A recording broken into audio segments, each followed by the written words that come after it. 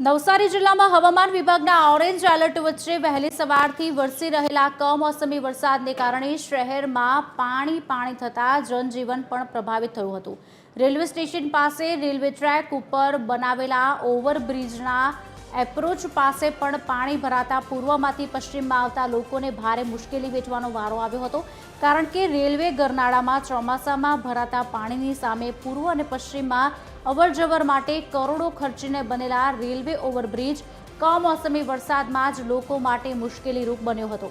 ત્યારે આવનારા ચોમાસામાં શું સ્થિતિ થશે તેની ચિંતા શહેરીજનોમાં પણ જોવા મળી હતી।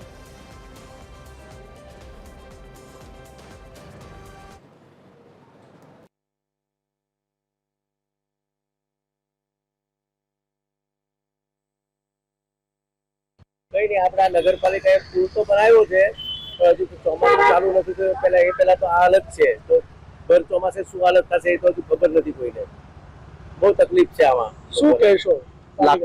લાખોનો ખર્ચો કરવામાં આવ્યો છે, શું લાખોનો ખર્ચો કર્યો પણ ફેલ ગયો એવું લાગે છે મને તો। પાલિકાને શું કહેશો, શું કરવું જોઈએ?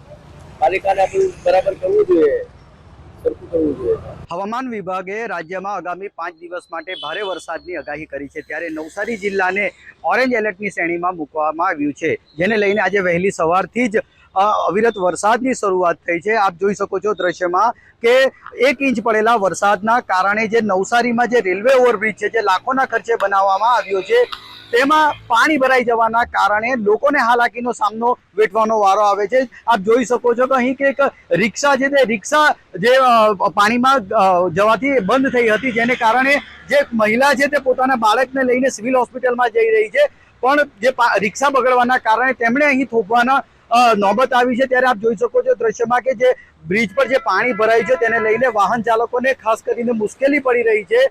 ટ્રાફિકની સમસ્યા પણ અહીં ઉદ્ભવી છે, ત્યારે આ જે સમસ્યા છે તેનું જલ્દીથી નિરાકરણ આવે તેવી લોકોમાં માંગ ઉઠી છે। તો બીજી તરફ ખાસ કરીને આજે પહેલો જ વરસાદ છે અને 1 ઇંચ વરસાદમાં જો આ પરિસ્થિતિનું નિર્માણ થયું હોય, ત્યારે આવનાર સમયમાં હજુ ચોમાસું બાકી છે, ત્યારે વધુ સમસ્યાનો સામનો શહેરીજનોએ કરવા પડે તેવો નોબત આવી શકે છે। પરિમલ મકવાણા, TV 13 ગુજરાતી, હકતી ગુજરાતી, નવસારી।